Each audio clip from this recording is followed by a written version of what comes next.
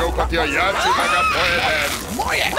Mrtav sam ja sam jedan pečeni španski papagaj. Čuti više, cheeseburgeru.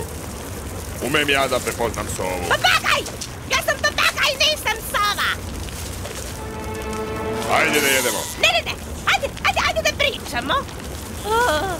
Obećao sam sebi da ću prije nego što umrem da naučim da letim i da se vratim kući svojoj voljenoj mami.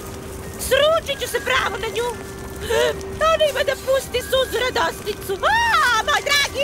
Moj dragi sine, ili me to oči varaju ili ti to stvarno umeš da letiš?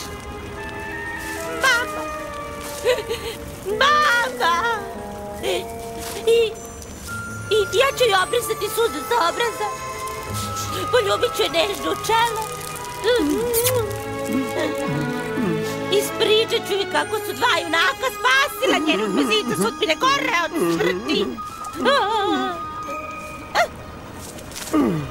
Slušajte, ispunit ću vaše očekivanja.